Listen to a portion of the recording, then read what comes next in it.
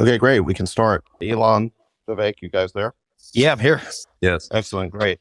All right. Well, thanks for joining us today, everyone. We're going to discuss the topic of where the Israel-Hamas war is headed. Could this even lead to a wider regional war or something worse? There was just by way of teeing this up, there was a report in Axios the other day where they were quoting White House or other administration officials saying, quote, "Never before have we talked to so many top government officials who in private are so worried about so many overseas conflicts at once. We don't like to sound dire, but to sound a siren of clinical, clear-eyed realism, U.S. officials say this confluence of crises poses epic concern and historic danger." So that's Axios reporting from Washington the other day. That's consistent with. I'm actually, I'd say, fairly close with the intelligence community, and both domestically and elsewhere, and obviously with the defense community and various. I talked to various world leaders, and this is a major concern. And I think there's some trend towards this getting worse, not better. The signs are not pointing in a super positive direction. What are you seeing out there in terms of, and I'll just in terms of setting this up, I'll turn it over to the larger panel if I want to hear what you have to say. We also have Alexander, the podcast, The Duran, which is one of the top geopolitical podcasts. We also have Colonel Daniel Davis, who's a military expert. I thought it'd be good to get their larger perspective, but let's start with you. What are you seeing out there right now? Well, look, I'm seeing a lot of fear, actually. And so the seat I'm in is running for U.S. president. I'm seeing fear of candidates in their willingness to confront the reality of what we're facing for a wide range of reasons that are largely unimportant, but we can get into if people are interested in. And I think there's that fear is resulting in confusion in analyzing different dimensions of what's at issue here in Israel. And then let's zoom out what the recent attacks on Israel might have as an implication for broader risks of World War III that we're entering at a time of deep, I would say, tension and concern in places like Ukraine and Russia.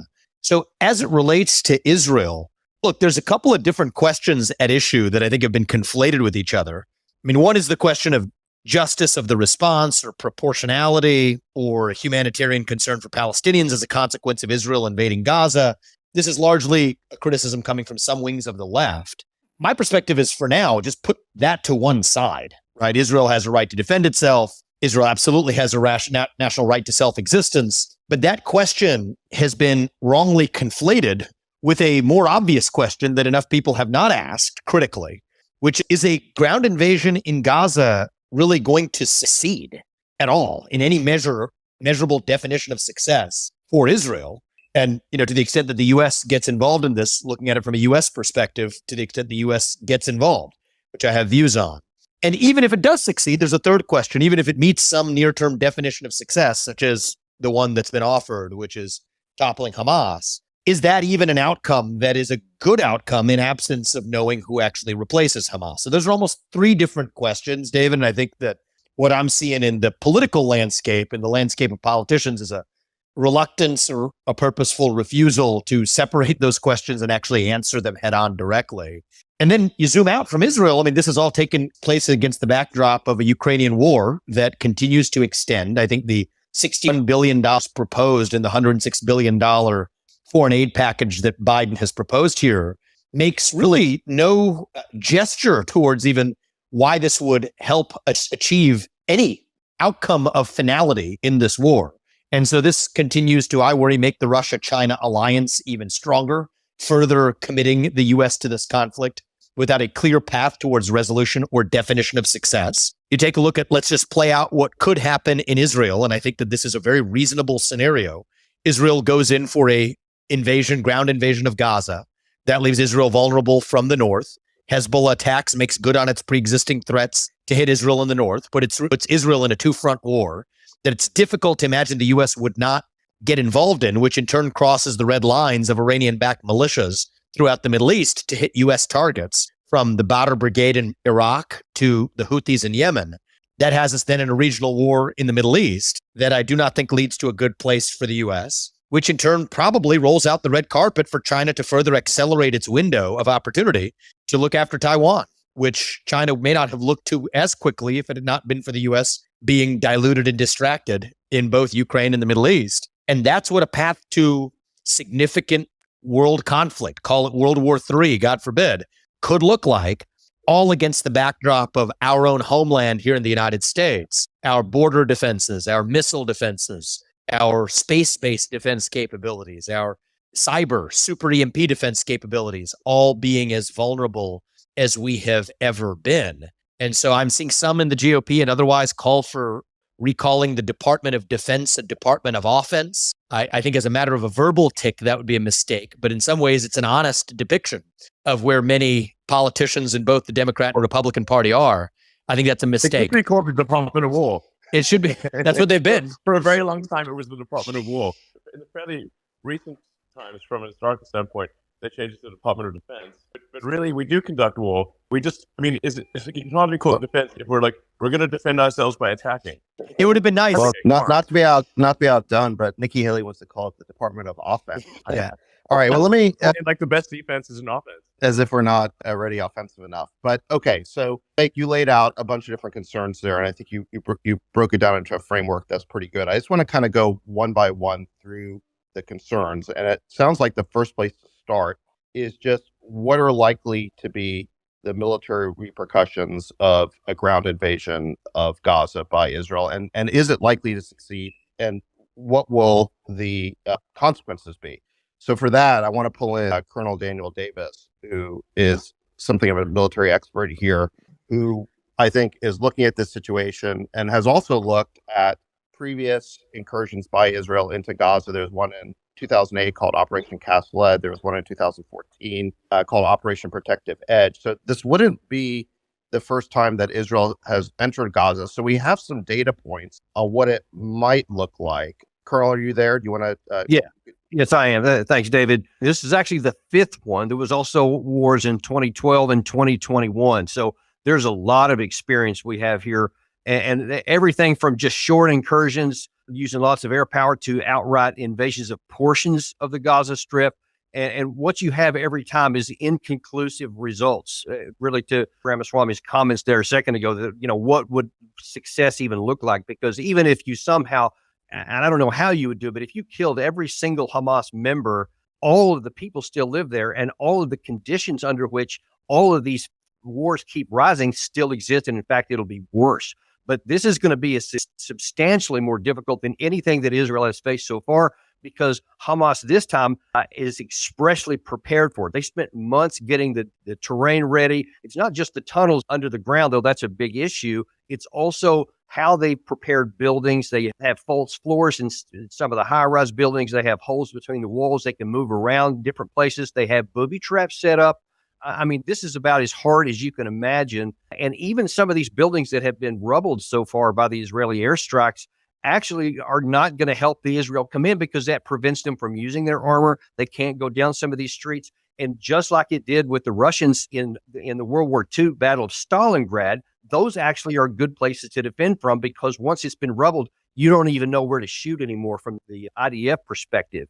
So this is going to be much harder than any of the other ones were. And also because the objectives are different. In 2014 and 2021, the objective for the IDF was to stop the rockets that were firing into Israel. So they just looked for rocket launch sites. Now then, they're expressly going to destroy the organization itself. So to do that, you have to go building by building, house by house, and room by room in some cases, because your objective is to kill everybody who's in Hamas or get them to surrender. And of course, Hamas is not going to surrender. They're prepared for this. So this is going to be a very long, very bloody siege. And Israel is going to suffer significant casualties, because you have to use infantry for this. It's great that they have these Merkava tanks and the Namur armored personnel carriers and lots of other technological capacity, but those fights are on the ground, and that's where you lose a lot of your advantages. And so the enemy Hamas will have an advantage because they know the terrain better. And when it gets into a man-on-man fight, it's just a bloody struggle that nobody really has a big advantage on. It seems to me that if Israel gets bogged down in guerrilla fighting in Gaza, that they're going to want to lean heavily on air support and artillery. Does that make sense? And then, what are the consequences of that for the civilian population? As a matter of fact, that's also what happened in the attack, is that Israel went in with very loose rules of engagement. They were heavy use of air power, of artillery, mortar fire, rocket systems, their own versions of like anti-tank missiles, so to speak. All of these were wantonly used. They didn't have targeted and detailed, the so-called surgical strikes, which they claim they didn't in 2014, and they certainly haven't so far. And so the casualties are always dramatically disproportionate to the on the Palestinian side or the civilians. And so many, of course, you've seen they've had two separate leaflet draws where the Israelis are telling the Palestinians to move south, but all of them aren't going to be able to move. Some of them, they can't. They're old, they're infirm, they're already wounded, or there's just nowhere to go. So there's going to be a lot of people there, whether they want them to be there or not. And then, of course, we haven't even talked about the whole hostage situation and the pressure that's putting on both the Israeli government and the American government to hold off on these attacks. But the military perspective is going to be very destructive and bad for everybody involved. All right, thank you. So, Alexander, let me ask you, I think, what Colonel Davis is laying out is that this is going to be a long operation. It's not going to be a short operation. It's going to be fraught with difficulty. It's likely to have, a significant collateral damage, if you want to call it that. I'm not sure we should be using that phrase, but you get the idea. During that time, I guess lay out for us what the geopolitical consequences could be. Hezbollah has threatened to invade from the north. We're already seeing unrest on the West Bank. I guess lay out for us how the dominoes could fall. Who else could be drawn into this conflict while that ground invasion is happening? Well, first of all, there is a real possibility of a wider regional war. Hezbollah and Hamas have been allies and friends. If there's a battle in Gaza, there will be pressure on Hezbollah to take action in northern Israel. And of course, that has the potential to expand. Behind Hezbollah, there is Iran and of course also Syria. So one can see how that can spread. One can see how the fighting can spread. And of course, the United States is worried about the fact that it's got many troops spread out across the Middle East. It's got people in Syria. It's got people in Iraq. It's got people in many places, but those are perhaps the places where they're most vulnerable. And of course, there are allies of Hezbollah, the Lebanese Hezbollah, both in Syria and in Iraq. And if the fighting spreads, one can imagine that with the United States supporting Israel, it could potentially expand and extend that way. However, I think that initially, at least, even as the fighting escalates in Gaza, and I've just heard all that Colonel Davis had to say about, how we have prolonged and very bloody campaign in Gaza. I think that the political will of most of the Arab and Middle East countries, including Iran, will be to try to leverage the battle in Gaza politically. So I think that there will be growing pressure from them to have a united Arab Islamic response. We could see the activation of the Arab League. We could see the activation of the Islamic Conference. We could see attempts to try to increase pressure for a ceasefire, which is what they will be working towards in the United Nations, in other international fora. We could see agitation amongst the very large Muslim populations that now exist in Europe. And of course, beyond those populations, many people in Europe especially will be nervous about a conflict in the Middle East. And previously, when we had operations by Israel in Gaza, like Operation Cast Lead, for example, there were protests again demanding a ceasefire. And the longer the operation in Gaza continues, and the more violence there is, and the more civilians die, and the more film of civilians dying circulates around the world, the greater the pressure is going to be. And eventually, the pressure, I suspect, will become so great that a ceasefire of some kind is imposed, or at least the demand for it becomes irresistible. At which case, the question comes, what has been achieved by that military operation? Because, of course, if Hamas is still there in Gaza, is in a position to say, well, we survived this onslaught, then, of course, they will be able to claim that they've achieved some kind of a victory. So I think that is the most likely scenario. There are possible ones. There are possibilities of a wider regional war. But as I said, I don't think the Arab states or the Iranians want to see it. And also, and perhaps there is also a possibility, a small possibility, but a real one, that the other two big nuclear superpowers might become involved as well. The Russians have troops in Syria. If the overspill affects them, they've already given warnings that they've got hypersonic missiles that can reach the Eastern Mediterranean. But I think the two big nuclear superpowers will be waiting in the wings, looking to exploit the situation, seeking to coordinate, as Putin has already said, diplomatic initiatives in the United Nations and in the Security Council, looking to isolate the United States and, above all, seeking to take control of the diplomatic process in the Middle East, the one that seeks to negotiate peace in the Middle East between Israel and the Arab states and Israel and the Palestinians, to take that away from the United States. And the Chinese, especially, are now talking about setting up a wider international conference. We don't quite know what that means, but some kind of conference, because they're saying that the Americans have failed. So you seem to be laying out a somewhat optimistic scenario here in that you think the response by the larger Arab and Muslim world will be a political response, that it will not immediately turn into a wider war. I guess the question then is, does Iran have the ability to keep Hezbollah out of it?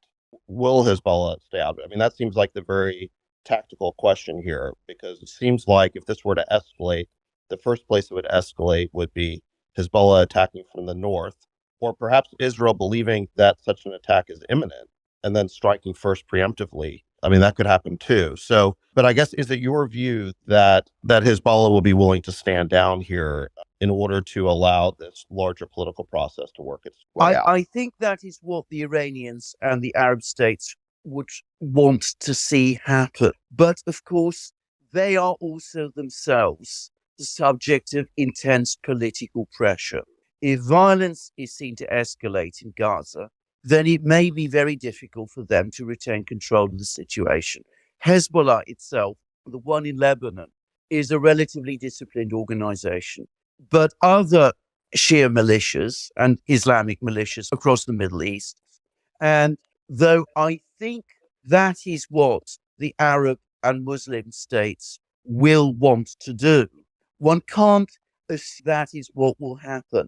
There's always a great difference between, what people want to achieve, that they want to keep it under political control, to pursue a political diplomatic process in which they leverage events to their advantage. And then there are the events themselves, which in a crisis of this kind can always get out of control. Things might happen anywhere in the Middle East. We are talking about the Middle East, a very volatile region.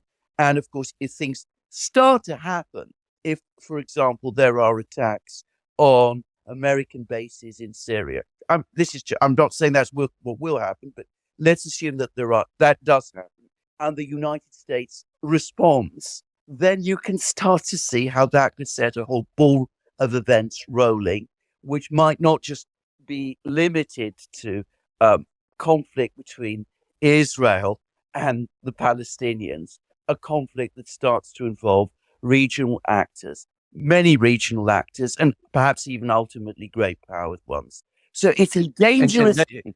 David, if I could jump in for a second on that point, one of the things tactically that we would want to watch out for, I agree with Alexander that I think most of the actors in this region do want to avoid a larger war, because everyone knows that they could find themselves on the wrong end of a missile. So they don't want to do that if they can avoid it. But I think that when this incursion happens, assuming that it's going to happen in short order, like it seems to be, I don't think that you'll see Hamas immediately launch out there. I think that they'll probably wait and see how things develop, because I also strongly agree with what Alexander said about the pressure on the people. If Israel goes in there and has a similar lack of control as they did in 2014, and lots of Palestinian people started getting killed and they're literally just dismantling the city, there's going to be enormous pressure from the regular Arab street, so-called, then not to want to see their people just get slaughtered. And then there could be a lot of pressure on Hezbollah. Hezbollah would wait until Israel got itself, stuck in this, beehive, so to speak, and then they might come. I don't think they would launch immediately, because if Israel probably is going to be ready at the outset, but if they get bogged down and they're weaker, then there's the greater risk that Hezbollah comes in, and that's where the biggest risk for Israel would come in. Is there any risk that Israel looks at the situation and says to themselves, a war with Hezbollah is inevitable? It's coming. We can only choose the timing, perhaps. In fact, I think you're seeing people talk about that right now. A lot of them are saying, hey, let's just get this whole thing done right now. It's inevitable. It's going to happen. So there is definitely some talk about having a preemptive strike to even start that process ahead of time so that they have the advantage from the beginning. But, we saw in the 2006 war between Israel and Hezbollah, that's not an easy task. And that was at best a draw in 2006. And I don't think Israel, their senior leaders, I don't think is going to be eager to start a two-front war on their own. So I think that will hold them back. But there are definitely people who think that they want to, but they underestimate how hard war is. Let me just say that. Yeah. All right. Let me go to Policy Tensor here. You wrote a really interesting piece the other day in which you laid out the chain reaction that could follow in a manner similar to World War I, where Israel goes into Gaza. They seem to be destroying Hamas. The destruction of Hamas is not something that Hezbollah is willing to tolerate. The destruction of Hezbollah is not something that Iran is willing to tolerate, and so on from there. And so even though it's safe to say that the major players in the region don't want a wider war right now, they might find themselves compelled into one because the alternative, in their view, is worse. Can you speak to that chain reaction that could happen? Lay out for us what you laid out in your piece. Right, right. So I think what has happened is that US foreign policy has driven an entire vertical sort of coalition, a very asymmetric one. I think he's a listener. Sorry, what's that? I think it just shows up as him being a listener. So I'm not sure if he can speak. No, he's speaking. Okay. Yeah. That's quite right. So what is happening is that the interlocking series of responses here is very dangerous. We want to destroy Hamas, but Hamas is an asset that has been cultivated by Hezbollah and the Iranians for decades now, and they don't want to see that destroyed. There's, apart from the public pressure on Hezbollah to jump in and Iran to jump in, that's another consideration, a strategic consideration that they must keep in mind. Now, the same thing applies further up. So Israel would like to destroy Hezbollah because Hezbollah poses an even greater threat than Hamas does. But that certainly is not tolerable, will not be tolerated by Iran. Iran cannot let Hezbollah go. It is their main weapon in the Levant. And the same goes much further up. So Iran, if the US and Israel end up fighting Iran, that's very dangerous for the great powers. So Russia cannot tolerate the United States and Israel crushing Iran. And that logic goes one step further still, which is that China cannot tolerate a strategic defeat for Russia. So they can make neutral noises, but they're behind the scenes, they are backing Russia. So we are facing an entire coalition reminiscent of World War I, where, if you remember the dynamic that led to the crisis in July 1914, it was Austria wanted to crush Serbia, the Serbian nationalists, but Russia couldn't allow that because the Serbian nationalists were one of the main weapons, just like today Hezbollah is the main weapon for Iran. And then further up, the other powers had very strong interest in preventing this sort of thing. So we are walking on very thin ice here. The risk of escalation is today higher than it has been in a very long time, decades easily, in the lifetimes of most of the people on this discussion. So I'm very worried. What is required, as I wrote in that dispatch, was we need to talk not just to the Arabs, not just to the Europeans and our friends that we always talk to. We need to talk to our adversaries. We need to not just issue deterrent threats to Iran. We need to reassure Iran that we are not going to destroy Hezbollah and that we won't allow Israel to destroy Hezbollah. That's the only way we can control escalation here. Unless we do that, this is going to escalate. That's an interesting point. You're saying that it's not enough just to deter Hezbollah and Iran from entering the conflict. And we have heard those statements from the Biden administration. But you're saying it's important to also privately reassure them that they will not be preemptively attacked or Right. become the target. Right, because the pressure on Israel is going to be tremendous to go after Hezbollah after they're done with Hamas. Interesting. Okay, so let me bring this back to you. So we recently had a statement by Mitch McConnell saying that the United States is up against, a new axis of evil, to reuse George W. Bush's famous phrase, or should I say infamous, to say that we're now up against a new axis of evil consisting of China, Russia, and Iran. I guess my question about that is, was such, let's call it a tripolar alliance or axis that we're up against here, was that inevitable, or is that produced as a function of U.S. policy? Yeah, I think it's directly a function of U.S. policy. David, you can hear me, right? My phone was acting up. Yeah, it was acting up for a second. No, I think that, on the China-Russia side, let's just go step by step. I think that this was and is in plain sight a function of U.S. policy. The good news and the bad news, depending on how you want to look at it, David, is I think that this is still corrigible. This can still be corrected. But I worry that this Ukraine war and the specter of NATO admitting Ukraine to NATO is one of the catalysts that is further creating and driving Russia further into China's arms. I don't think that further cutting off and isolating Russia from the West is helping the matter with respect to increasing Russia's own reliance on China. I don't think bombing the Nord Stream 2 pipeline helped particularly in that respect either. And so when you do see Putin and Xi Jinping meeting, they're saying a lot of flowery things. But if you look in the kinks of the armor there are kinks in that relationship, right? Every time, at least after the 2022 No Limits partnership was announced, I don't think it's an accident that Putin sent military resources, sold military equipment to each of India and Vietnam, both of which share a border with China. I don't think it's an accident that Putin still has not allowed the completion of a railroad in northeast China to make its way to the sea, crossing Russian territory, because he doesn't particularly, I believe, enjoy being the little brother in that relationship. Yet it's a relationship, a fraternal relationship we've nonetheless further solidified by isolating Russia and by further going in the direction of really pushing them into China's arms. I think there's a lot of things about McConnell's statement that bothered me. But when you bring Iran into this now, I think that one of the things as well in a tenuous moment like this one is the way you describe the alliance actually reinforces the reality of that alliance. And so I think that far ahead of when it has to necessarily be a Russia, China, Iran alliance, the more the U.S. talks about it that way, and the more U.S. leaders presume that their policy has to be made in that direction, the more you actually force the very outcome that we might not otherwise want to see. And so if I'm answering your question, David, did U.S. policy produce it? The answer is absolutely. And you could say that maybe it was already heading in that direction. Did we at least exacerbate it? I think the answer is yes. But the good news is there are also decisions we can make now.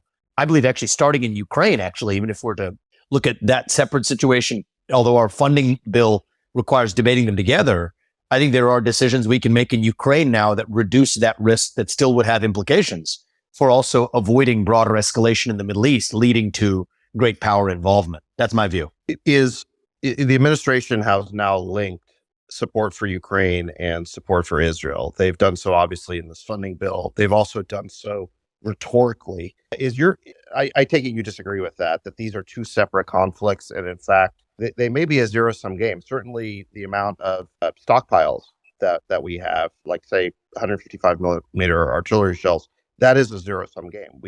What we give to one at this point must result in a reduction to the other. Is that your view? These two things are competing interests, not complementary. I absolutely think they're competing interests. See, so what I would say is on the front end, we need to debate these individually, right? Because it shoehorns a particular conflict by way of analogy. And I think we have this bad habit in our foreign policy of rather than analyzing. I think we have to analyze each situation individually. And I think the U.S. interests that are at issue in the case of Ukraine versus in the case of Israel versus in the case of Taiwan and the Asia Pacific versus in protecting our own border.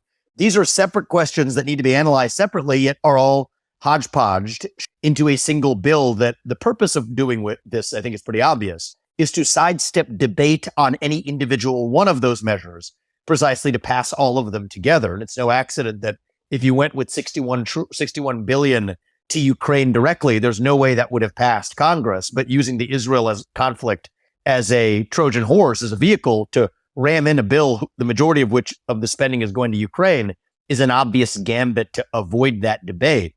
But the irony, David, is again, by viewing these things together, the consequences could indeed converge. I mean, in the scenarios that Alexander and Daniel and others, and the policy type person, I think, have discussed, the consequences could cause these conflicts to converge in a way that we don't want. But I think right now on the front end, our best way of preventing that from happening is to look at each of these conflicts individually. Now, to put my cards on the table for where I land on each of them, people may say I'm not just making this procedural point. I think the procedural point stands regardless of whether you stand for more or less Ukraine aid or more or less Israel aid. I think you should debate these issues separately. Where I come out is I don't think that any further material U.S. involvement in this Ukraine war is at all worth it. There's still a reasonable path to a peace agreement that could require Russia to at least weaken its commitment and alliance with China at a moment where we also end a reasonable path to resolution in Ukraine that allows Ukraine to come out with its sovereignty intact, cede the Russian-occupied regions in Luhansk and Donetsk that are Russian-speaking regions, yes, and in the context of making sure that NATO never admits Ukraine to NATO. And we can talk about that in more depth, but I think there's reasonable path to resolution there. And then I do think a condition, this is a little bit more controversial, or maybe similarly controversial in some Republican circles, but I do think that any U.S. involvement in this war in Israel has to, at minimum, be conditioned on Israel clearly defining its own objectives, its own path to, I worry it's a fork in the road that could lead to bad outcomes either way. If Israel gets mired in Gaza without accomplishing its stated goal, or even if Israel does accomplish its stated goal, either of those could be bad outcomes both for Israel and the U.S. over the long run. And I think that we need to have a clear understanding of what those objectives are so that the U.S. can be clear about what we will or won't support. And I think the problem with barreling this forward right now in this conflated debate is it's designed to stifle that discussion. And I don't think that asking those questions are anti-Israel. To the contrary, I think you can make a very strong argument that's a pro-Israel stance, because it's arguably better for Israel to have these questions sorted out before the U.S. waddles into this war. But certainly from a U.S. perspective, it's absolutely in our interest to demand answers to those questions too. Let me go to Alexander. I want to get your reaction to this McConnell axis of evil comment. It seems to me that there's two issues with it. One is that when you declare someone to be an enemy in international relations, it has a self-fulfilling aspect to it. I mean, they're going to hear that and realize that they're in your gun sights and start to react accordingly.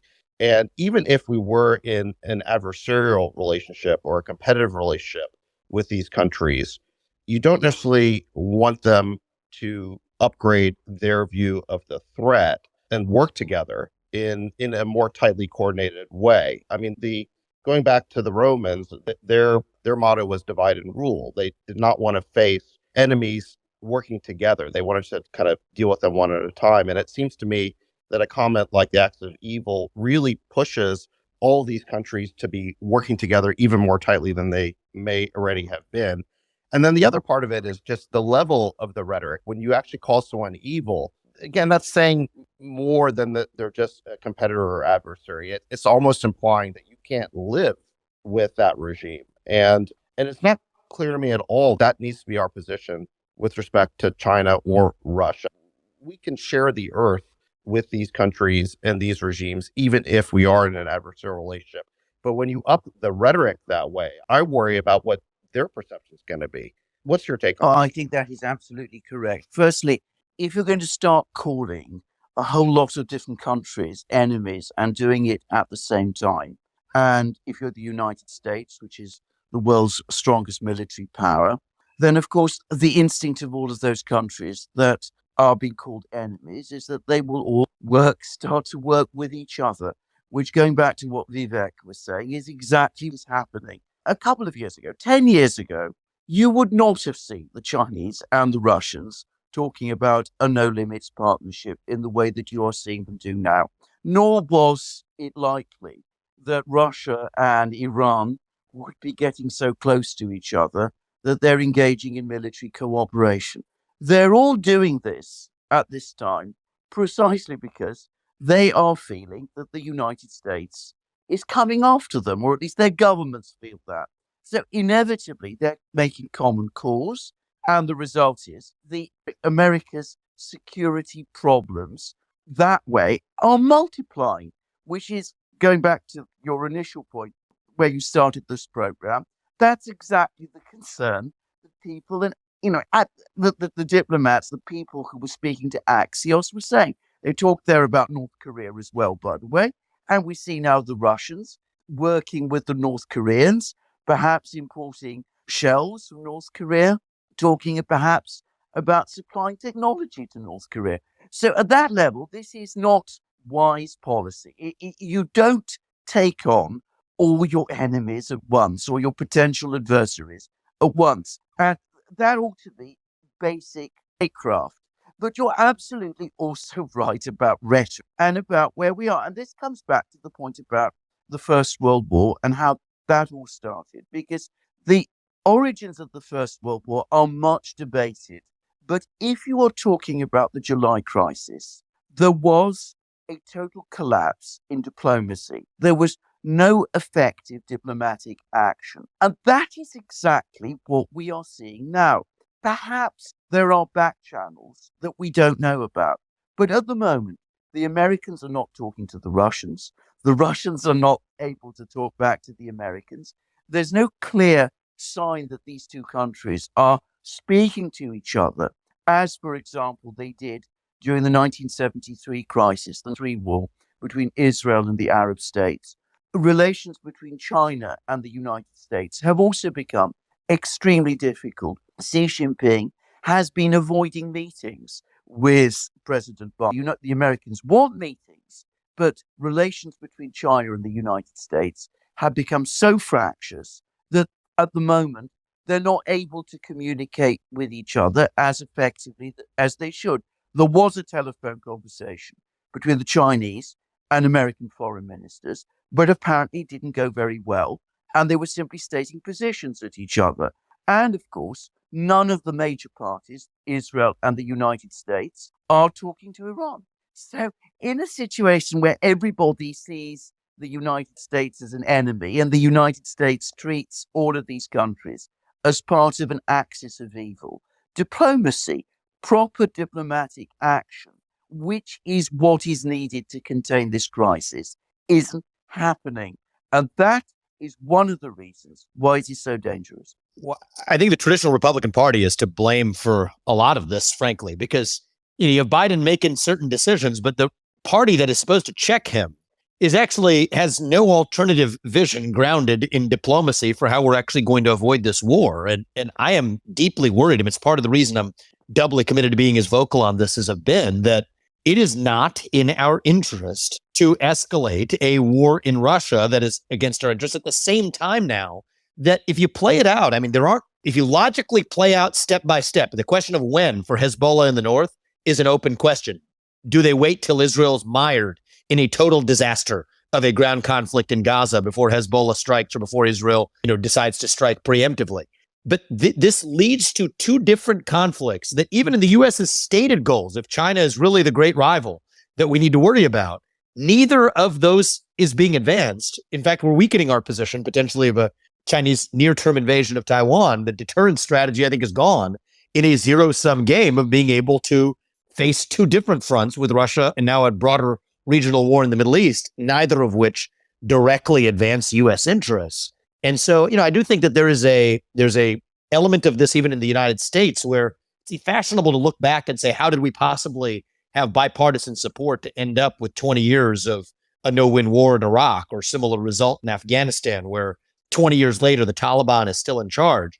People like me say these things on the campaign trail, and that's an easy thing to say right now. But the harder part is to look at the present and look at the, I would say, forces within the United States that have actually stifled debate within and even between the political parties precisely when we need it most. And so, I think it does take probably right now more than ever discussions among people who are outsiders to that process, to the, I would say, partisan sausage making. Elon, I'm curious for your take on this one, but you probably, the problem is easy to describe. It's obvious. Solutions are harder. But as a first step here, even a description of the problem is itself something that I don't think that either Democrats or Republicans, certainly in the mainstream of either party, acknowledges everything we've talked about here. These have been really useful. I find it to be very clear and almost a uncontroversial description of the problem. Yet even before we get to solutions, and I have my views on them, it's interesting that even this statement of the problem isn't something that you're really hearing from either of the mainstream branches of the Republicans or Democrats right now, which I think is a big part of the problem and a big part of repeating the same mistakes that we made 20 years ago. We're about to watch them happen again in slow motion. Sure. So, I think a number of people have touched on this issue, which I think is actually the most important issue, which is how do we avoid World War III? Because if you look at the various conflicts currently and likely potential conflicts, these things are obviously bad. There's a lot of people die and suffer, but they're not civilizational risks. But World War III is a civilizational risk that we may not recover from. So we want to, I think, prioritize avoiding World War III. That's actually what matters, and not, as happened in World War I, have a regional conflict rapidly become a global conflict. And nobody at the start of World War I thought that would be the case. In fact, shortly before World War I, people were proclaiming that it's a future of peace because war would be so terrible that nobody would do such a crazy thing. And the Kaiser, when he sent the troops off in August 1914, said that they would be back by the time the leaves fall, meaning within a few months. So that was their expectation, not massive devastation globally. So it's just important to bear in mind to frame things correctly, that nobody expects or wants to have a World War III. So we need to think like, well, that could happen again, where things cascade out of control. Where you've got a massive global conflict with devastation that far exceeds World War I or World War II. And if I could just jump in real quick there, like Vivek just said, the big problem that we have in the United States is that we don't even want to have a dialogue and a discussion. I wrote a piece, I think it was in Newsweek about a week or so ago, where too many people in our country today still think this is like the 1990s, where Soviet Union disintegrated, where China was a third world country and they couldn't do anything, and we could literally do anything we wanted to. And you're seeing that on graphic display right now. Not only did it lead to our disaster for 2 decades in Afghanistan, but now then you see people saying like, I'm talking like U.S. representatives, lots of senators. It's not just the speaker there, but they're saying, hey, if the Hezbollah moves in, we should be ready to attack them. And if Iran does something, we should go in and attack their leadership. There's no discussion. There's no debate. There's no diplomacy, even in our mindset. We think we can just say, hey, we'll throw some missiles at you, and then that'll make you back down. And of course, almost the opposite is almost sure to happen, is because, as you also, I believe, just said, Vivek, you have already, we were putting Russia and China into each other's hand, Russia and Iran into each other's hand, Russia and North Korea, all these people that Bush called the axis of evil, other than Iraq, they're all coming in together against us. And that's not going to help our aid here. And if we don't, move towards diplomacy, and I really like your focus on that, Vivek, because I'm telling you, our military is not anywhere near as capable of handling all these things as some people think they are. Daniel. In fact, if I may continue the line of thinking, I think you're absolutely right. People are overestimating the U.S. military power. Now, I'm actually not someone who, I'm not some peacenik. I'm not like, I think there should be a peace and it's better, but I'm not like a sort of afraid of war or whatever. I just want to make sure we recognize reality. And we don't have the power differential that we used to have.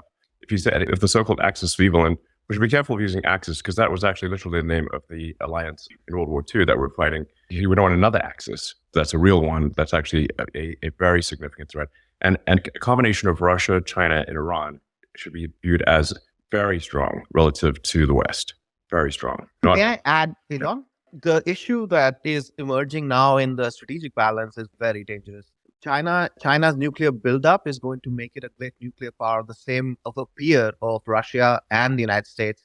Yeah. That tripolar nuclear order is very dangerous. We cannot hold both these powers and balance both these powers at the strategic realm. What we need to do is get Europe to get its act together and develop a full deterrent so that they can hold the line against Russia while we hold the line in Asia. This is a very important thing. People are not thinking carefully about this, but we need to do this over the next 5-6 years. Otherwise, it's going to get very interesting. Yeah.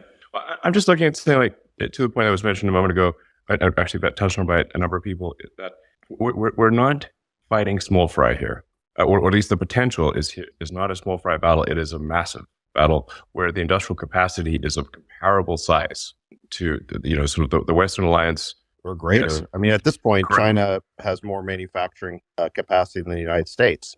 That is correct. Combined. Yes, it's roughly on par. Let's just say, like, one could debate whether it's bigger but it's the point is that we do not have an overwhelming advantage in industrial might. And the foundation of war is economics.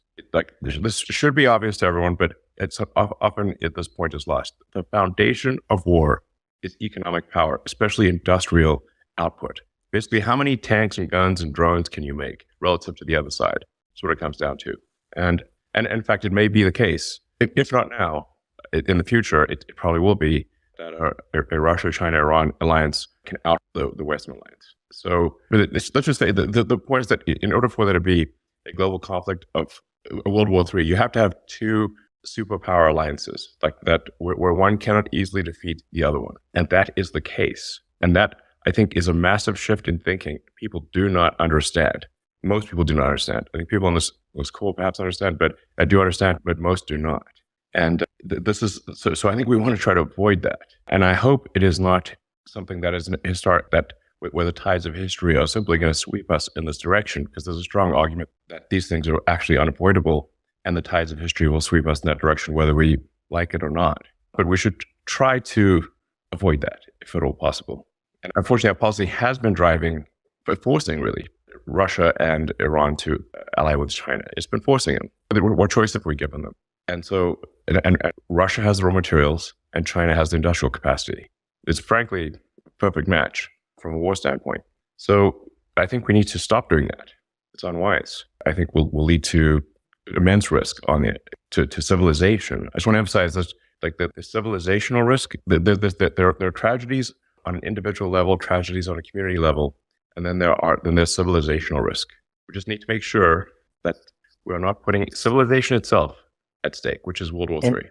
Elon, I think that you're saying it very elegantly about talking about civilizational risk, which I agree with. I'm talking to you from Iowa. Just did a town hall with people at a pizza ranch here in Ohio, in Iowa, and I'll tell you what I share with people. Where, yeah, I think everyone understands civilizational risk as like sort of a ethereal concept that's like really bad, and we need to avoid it. But if we're just to literally take exactly what you said, including the industrial combined might, including also raw material might of China, including the fact that the foundation of war is economics and industrial capacity, including the facts of what a potential Russia, China, Iran military alliance could look like. I just want to say the same thing in a different way that I hope catalyzes a level of debate that we're not having in U.S. politics right now. If we do enter World War III, it is likely that the United States as we know it will cease to exist. And I think that, yes, that's just a different way of saying civilizational risk, because there's a lot of other things that would also cease to exist. But when you look at Russia's hypersonic missile capabilities, nuclear capabilities, both of which are ahead of ours, China's naval capacity, which arguably is ahead of ours, combined with our economic dependence on China, combined with, a range of other factors, even if you tally up the litany of Western allies versus what this alternative alliance between Russia, China, and increasingly, if we go into scenario, nations like Iran and North Korea, I think it's important for people to understand, especially when the U.S. homeland is as vulnerable as we have been in modern memory, not just from a border perspective, but from missile defense or cyber defense or defenses against super electromagnetic pulse attacks. I think this is where I am attempting, unsuccessfully so far, but attempting to awaken a GOP from what appears to be a deep slumber on the risks of real major conflict. If we enter major conflict, anything resembling World War III against a Russia-China alliance with potentially Iran and or North Korea included on the other side of that, the United States as we know it will cease to exist. And at least I found that maybe to be a little bit more persuasive to people here engaging in a dialogue on the ground than the broader possibility of civilizational risk. The existence of the United States itself is what we're talking about as being on the line here. So I like the way you said it. Yeah, I think that's right. So I mean, we are like the New York Yankees, or literally Yankees. So we're like a pro sports team that has been winning the championship for so long and so many years in a row that we have forgotten what losing even looks like. And that's when the championship team loses. When the team that's won so many times has had so many victories that over time, complacency and entitlement grow, and then you get your ass handed to you. So, and this is, like I said, my concern here is civilizational risk. How do we avoid that? I think and this is not a populist statement at all, but I think we need to figure out peace in Ukraine, and I think we need to restore normal relations with Russia. And if we don't do that, we force Russia into a China alliance. They're already doing joint military exercises. Russia and China have started doing joint military exercises. I don't know how many people are aware of this, but that would be an alarm bell. This might be a good point to bring in Alex Christopher, also from the Duran. Question I'd have for you, Alex, is détente with Russia still possible? I mean, are things too far gone, or can we normalize relations with them and take this risk off the table? There was a time that I would have said, even 2-3 weeks ago, that there could be a path to rapprochement with Russia, but I think that door has closed. And I really think the big problem in all of this that's going on, whether it's the Middle East, Israel, or the conflict in Ukraine, is that the most unpredictable, chaotic actor in all of this is the Biden White House. I'm not hearing anyone speak. I think that's a bug, Elon. I think I can hear Alex. You can hear me? Yeah. Guys, Yeah, I can hear you. I think the Biden White House is the part of this puzzle that I can't hear him either, just FYI. Yeah. Can other people hear? I can hear. Alex, Can you guys hear? Yeah, I can hear you. Okay. I think other people are having a problem. So I think the thing to do in this situation is, why don't you drop out of the room and I'll re-invite you, All right. and then just to make sure that people can hear you. Okay, sounds good. All right, thanks, Alex. I just wanted to pause on the magnitude of what you're doing that, David. I think what Elon said makes eminent sense. I've been advocating this for a long time. Reopening relations with Russia, economic relations with Russia. I mean, like not bombing the Nord Stream 2. Let's start with that, but also renormalizing some level of economic relation with Russia, I don't think is unrealistic, actually. I think we live in a moment where it's certainly more realistic than Kissinger and Nixon envisioned in the early 70s when they opened relations with China, right? Mao Zedong, say what you will about Vladimir Putin, Mao Zedong was a different animal. And yet, even against that backdrop, did we trust Mao? No, we did not. But we trusted him to follow his self-interest when he was the little brother in the relationship with Brezhnev-led USSR. And so today, do we have to trust Putin and believe that he is a virtuous saint on his way to, heavenly eternal bliss? No, we don't have to believe that. I think we have to believe that he has a self-interest that he will weigh, Russia will weigh, and he will weigh personally. And does that match the interests of the United States to reopen economic relations with Russia in the context of a reasonable path to peace in Ukraine that pulls Russia out of its military alliance, or at least from doing joint military exercises with China? And I think that's actually, weird as it may sound to some, eminently achievable in this window. And so it's less even about the Ukraine war in this case, but something bigger you could achieve using the Ukraine war or the end of it as a catalyst to achieve that we should have been working towards anyway, which is to pull Russia out of that alliance with China. People say, well, how are you going to monitor that? Is that just a promise? That's a frequent objection that I get when I say this. Elon made a great point. They're doing joint military exercises. We know when they're doing them. They're doing them off the coast of Alaska and otherwise. If there are somebody who breaks an agreement, there's obviously consequences for that. That can be baked in to any agreement. But they wouldn't really have an incentive to if we reopen and renormalize some level of economic relations with Russia. And I do think that is, at least as of 6 months ago, was outside the Overton window in American politics. But I think that given how bad the other options look, my hope is it finds its way right back into that Overton window. And, I certainly think it is a reasonable diplomatic path that's wide open and staring us in the face if we're willing to just step up and seize it. So I don't know if the other individual made his way back, David. But Alex, Alex, Yeah, I'm back. Can you hear me? I can. Hello? Vivek, can you Can. hear Alex? I can't. No. Oh, gee. It's definitely not on mute. It shows him on mute on my screen. Oh, that's strange. Okay, we have a bug here because I can definitely hear Alex. I can hear you guys. My I don't guess know is if he may be advocating for normalizing economic relations with Russia, and some people don't. Some people may not like that very much. No, Alex was sounding a pessimistic note about whether things are too far gone. But Alex, I'm sorry about this. We're gonna have to analyze this bug later. Maybe you're on a device that's not somehow supported, but I'll follow up with you separately and we'll try to figure that out. Okay. No worries. Thank you. Yeah, I mean, Elon, you said it pretty well. I mean, like, what do you think the first gambit would be? I mean, David, you might have some views on this too. Yeah, I'm very, I actually proposed something a year ago, which I think is actually what will end up happening. At the time, I was attacked, relentlessly for it, which is that there essentially be a ceasefire, that that we have some sort of internationally supervised vote in the eastern portion of Ukraine to see if they wish to be part of Russia or part of Ukraine, and then go with that. Because it does seem to me it doesn't make sense that we would want to foment a war to have regions that don't wish to be part of one country to be part of one country. Meaning, if the eastern Ukrainian regions wish to be part of Russia, why are we fighting a war to force them to be part of Ukraine?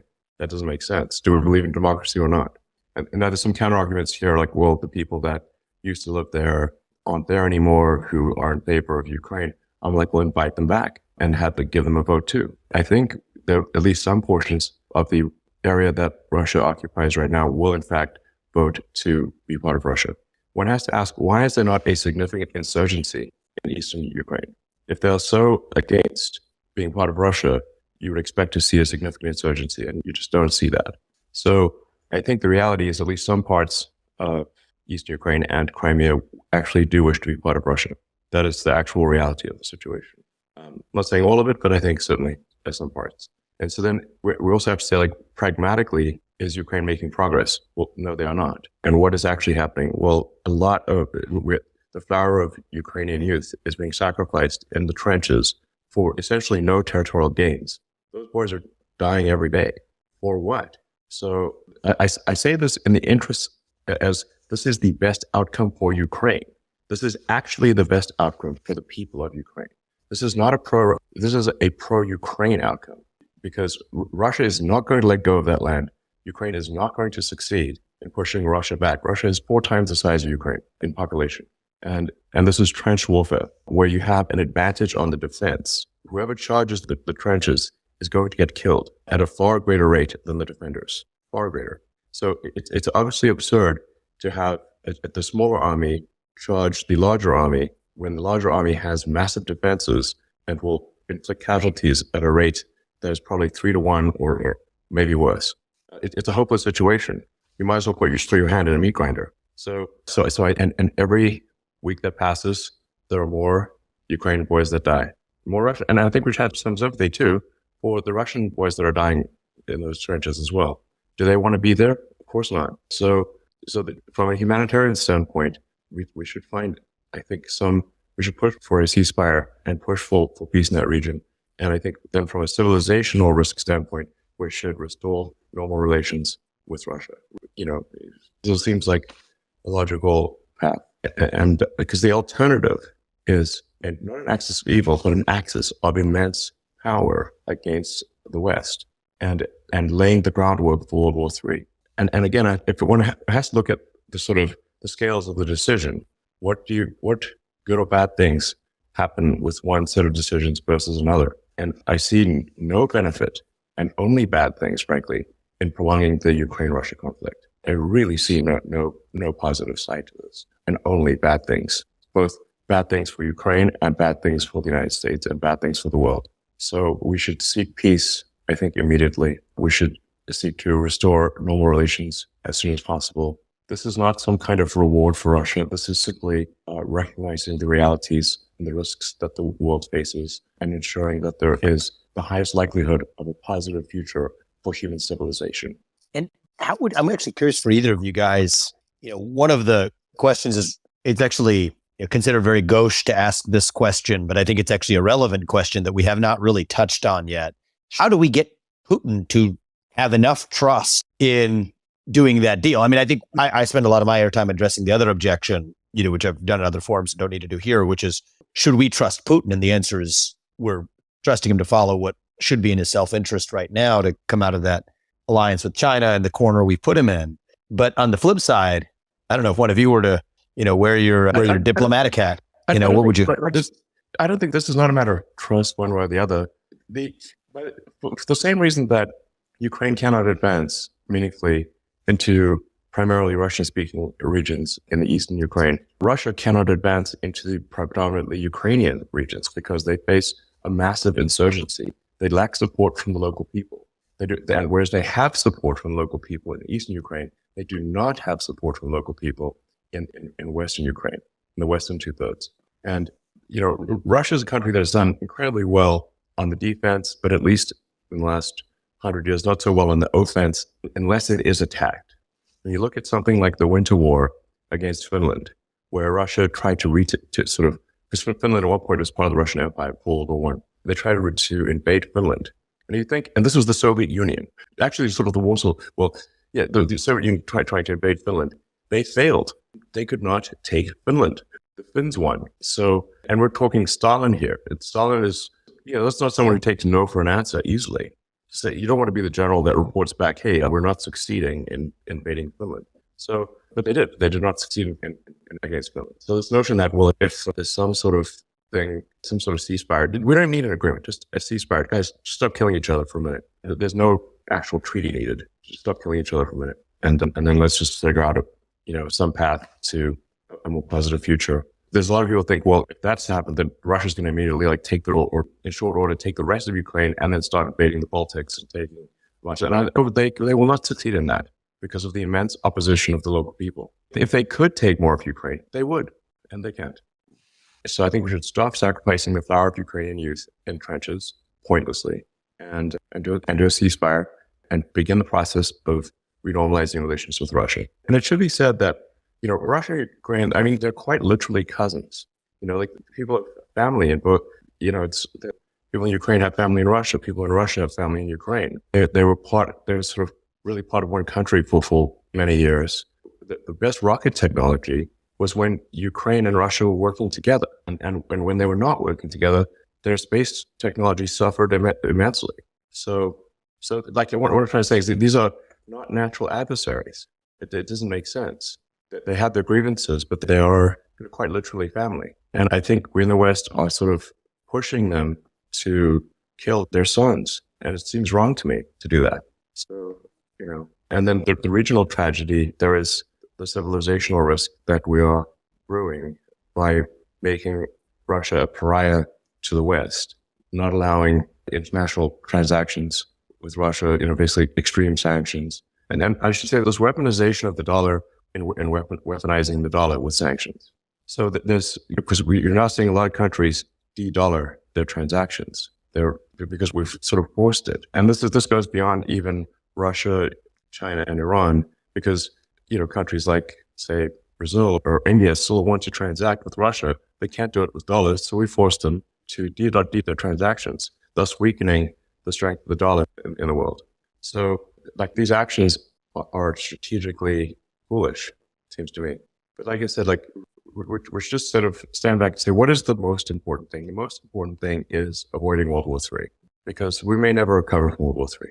And I think we're currently the risk of World War III is increasing rapidly. And I think if relations are renormalized with Russia, the probability of World War III is dramatically lower. So, yeah, I actually think that it's far more achievable than we've made it out to be. And David, Zach, I got a lot more to say, but maybe you want to take a couple questions from the audience too. I think someone from the IDF is asking a question too. Okay, great. Yeah, I don't see. Let's see. Let me try and make you a co-host, and then you can call on people as well. While we're doing that, Alexander, why don't we get your take on whether it's still possible to work out a deal with Russia and Ukraine? I think it is possible to come to a deal with Russia on Ukraine. It will not be easy at all. And the window for that deal is perhaps not going to be open indefinitely, because obviously there is a war, and that war is fluid. It has its own dynamic. And I personally think that the longer we leave it for a deal to be done with Russia on Ukraine, the more unsatisfactory to us it is going to be. Now, if I could just make a few observations generally about US-Russian relations. Firstly, I think we have to understand that there is going to be a continuum between the situation we have today, which is essentially that we have no contacts with the Russians. We don't trade with them. We don't speak to them. When we do speak to them, we just lecture them. And the situation of having a complete rapprochement in which we are back to a full normal relationship, such as we used to have after the end of the Cold War. Now, you can perhaps aim at the second, but you can start with perhaps less ambitious objectives. You can start talking. You can start meeting Russian officials and communicating with them and putting aside some of this extremely dangerous rhetoric that we have. Because just to give an example of what diplomacy is about, it's not just about, working together to find long-term outcomes. Eventually we might come to that. But if we're talking about the present situation in the Middle East, one of the things that is making it so dangerous, one of the things that's making the Ukraine crisis so dangerous, is that because we are not talking to them and they are not talking to us, and we're not talking many cases to many of the various important players, everybody is guessing about what the other side's intentions might be. They're all having to speculate about what intentions are. So, for example, Putin probably thinks that there is no risk to his troops in Syria from the United States. But he doesn't know that. He hasn't had the categorical assurances from the US president that might make him confident in this. So he is going to have that element of doubt and uncertainty in his mind, and he's going to take precautions. And he said, well, I've got now my fighter jets flying over the Black Sea, and they've got hypersonic missiles, and this isn't a threat, it's just a warning. I'm warning you that if these missiles have the range to reach the Eastern Mediterranean, which is where your carriers happen to be. Now, that is actually a very bad situation for us all to be in, where Putin has to guess, and at the same time, because he can't be sure, he's having to take in his own mind those sort of precautions. That is exactly the kind of tendency which, in a crisis of the kind that we are going through at the moment, can potentially lead to disaster.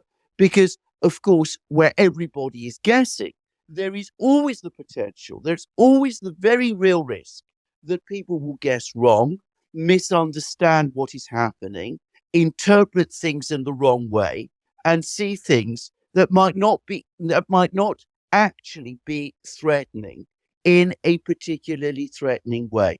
So the first priority should be to start proper communications.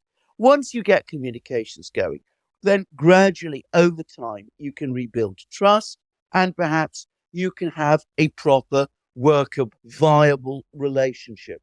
Given how bad relations between the Russians and the West have now become, that is probably going to take a very long time. But what do they say? A journey of 1,000 miles starts with a single step.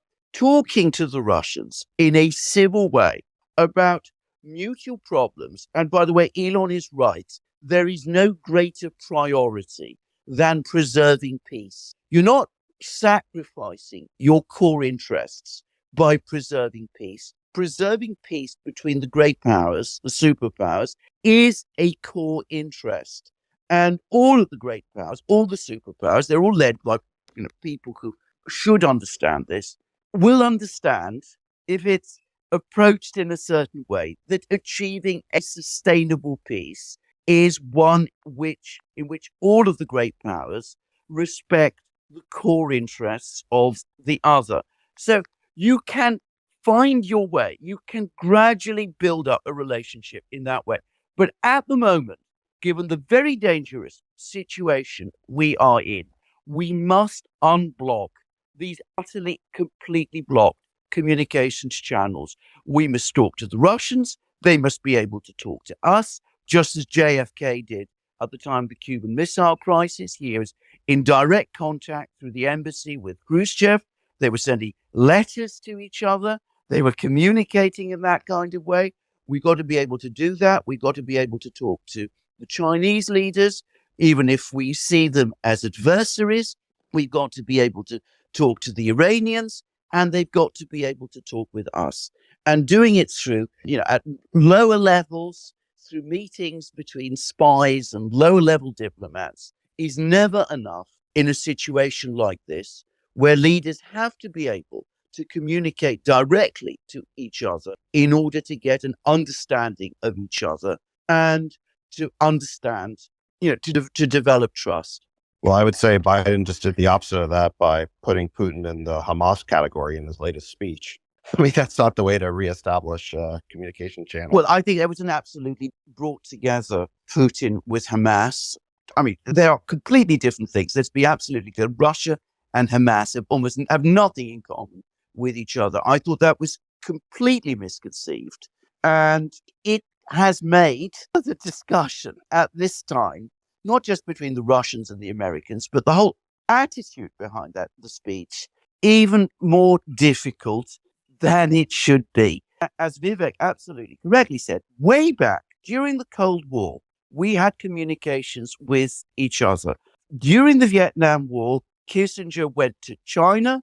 We had communications regularly with the Soviets, and the result was that peace between the great powers was preserved.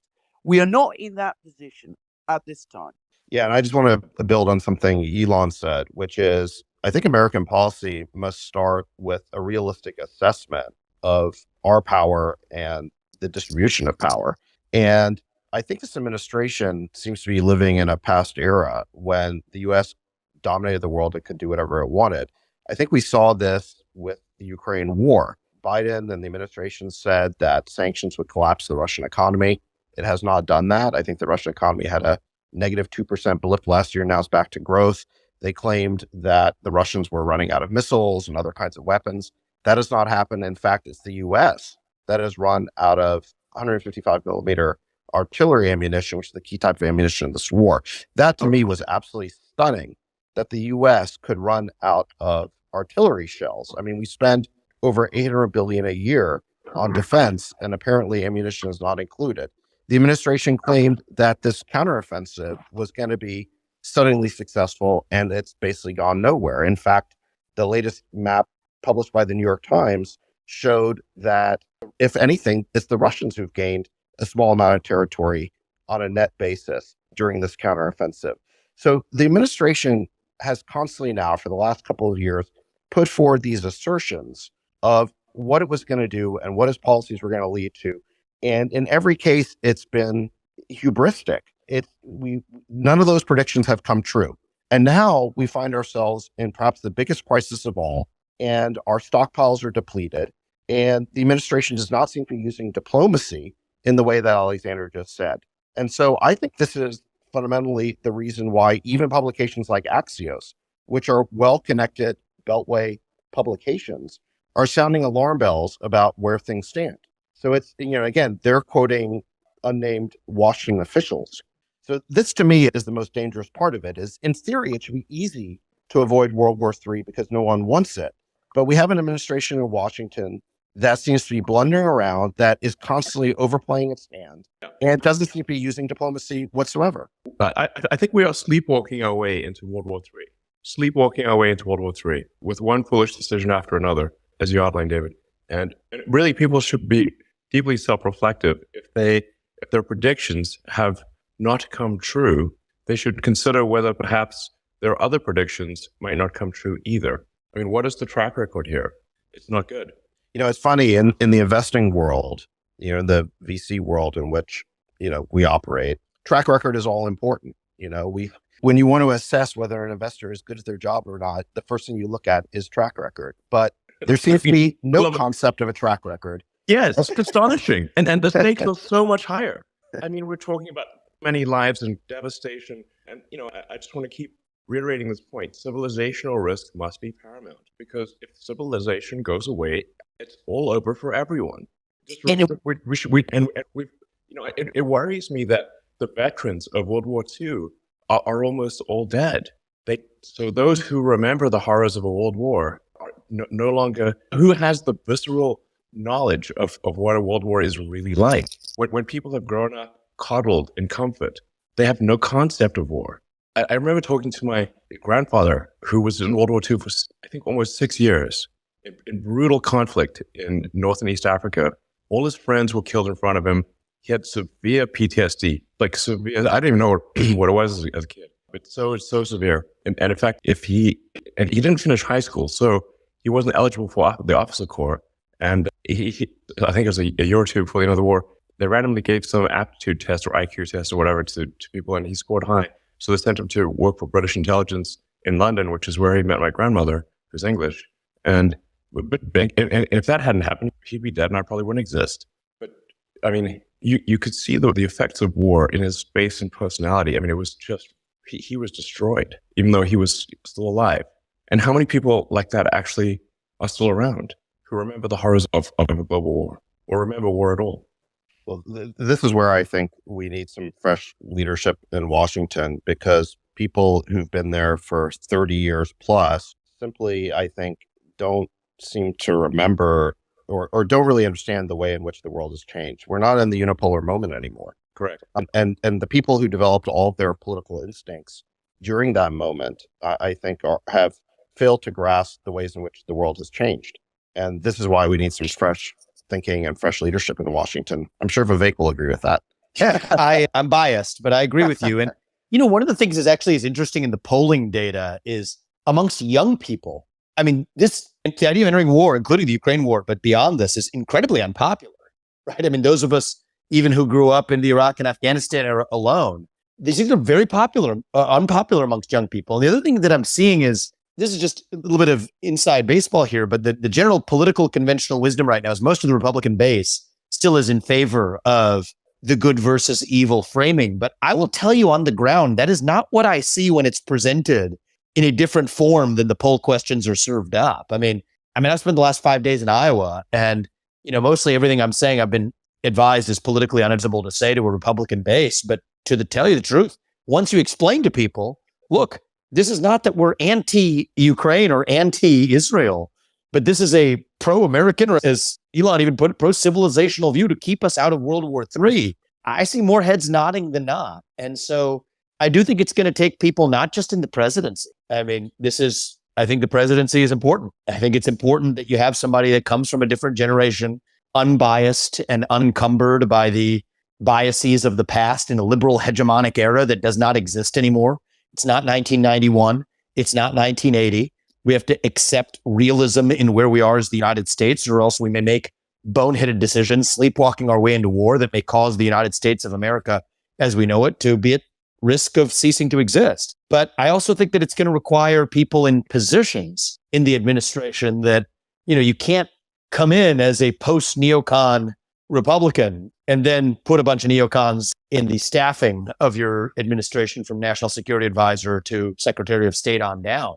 And I think it's going to take rational, reasoned thinkers who are able to understand how the interests of different nations align or don't align with one another, and reach reasonable deals, consensus, to bring peace in a situation that I think there's opportunities for it, both in the Russia-Ukraine situation and though under more complex circumstances, even in the conflict in the Middle East with Israel, that, I think would best serve the interests of everyone involved, but certainly the United States. And I do think that we may be at our best in a moment where the U.S. is expressly thinking about its own interests and acknowledges that other nations are allowed to do the same, and then reasonably achieve paths to peace, rather than trying to implement the model of liberal hegemony that I think many in both parties wish we were in from 30 years ago. So yeah, that's what I think. If I may play somewhat of a sort of slight devil's advocate for liberalism, actually, which may be unexpected, and also start off with a quote of, we'll paraphrase Samwise Gamgee from Lord of the Rings: "There is some good in this world, Mr. Frodo, and it's worth fighting for." And I think that is the good part of liberalism.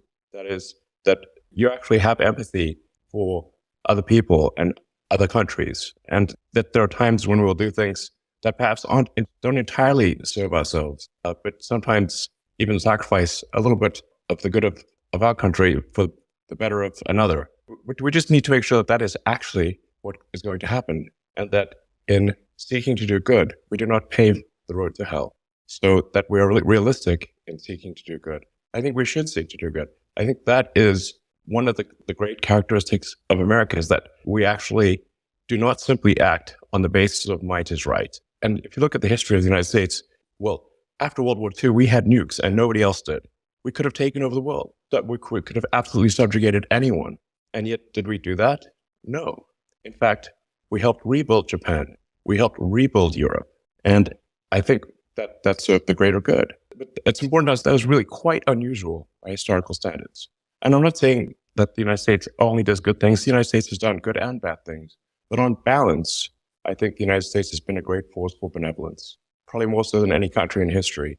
And that is worthy of admiration. And so I do think that is a good thing. But we don't want to be naive in seeking to do good.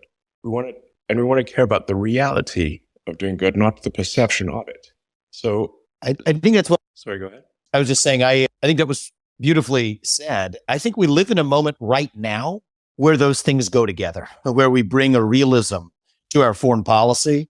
I think a realism would actually result in the outcome that was best for Ukraine, for Israel, but by looking at it through an actual realist perspective that, I think we live, at least right now, in a moment where that's actually going to lead to the greater good by advancing, a national self-interest. In this moment we're in, I think that's actually the frame that will achieve the greater good result that you talk about too. So I think we're synchronous, but maybe coming at it from different angles there. Sounds good. Yeah, I just think sometimes I think I agree with you actually, but I just want to make sure that people sort of generally understand that we're not talking about sort of just engaging in purely selfish behavior that only ever serves purely the interests of the United States, but that we actually do care about other countries and other people, and we want to make sure that that actions we take are actually successful in helping those people, and do not actually, as we seek perhaps to help them, in fact hurt them. So I'm a big fan of South Park and Trey Parker and Matt Stone, and there's a movie Team America where Team America World Police. The movie starts off with the sort of terrorist attack in Paris, and then Team America comes in to just destroy the terrorists, but also levels half of Paris. It's like, well, I don't know if that was, should we have leveled half of Paris to destroy some terrorists? Perhaps not. So we just need to make sure that when we seek to do good, that we in fact do achieve it, and that we're realistic and do not inadvertently pave the road to hell with our good intentions. Amen. I'm good for another at least 10 minutes, X, but I think that's actually I think, well said, Elon. And I think that I am an advocate for, and let me just say this, talking about the presidency, that's in self-interest or whatever to talk about new people and outsiders and whatever, but go a layer deeper. The more I've learned about this, I think the more I'm convinced that you not only need that at the level of whoever's on top of the executive branch, but in the State Department, in other parts of the federal bureaucracy that hopefully only a small subset of which survive, still need probably in the next chapter some people who have a muscle memory different than the one they've been trained on, which is to think they're doing good or convince themselves of the ultimate lie that they're doing good when in fact they're creating more harm than good, even not just for the United States, but for those other very actors they purport to help. And so, we'll see if we can't get there and, clean that up and staff it accordingly. So thank you guys. Appreciate this discussion. Learned a lot actually today too from the others who participated. So thanks to everybody else you called on. Absolutely. Thank you, Alexander. Thank you, Policy Tensor. Thanks, Colonel Davis. Thanks to everyone who participated. We will see you next time. Thank you very much. Thanks, everyone. Bye. Thank you guys.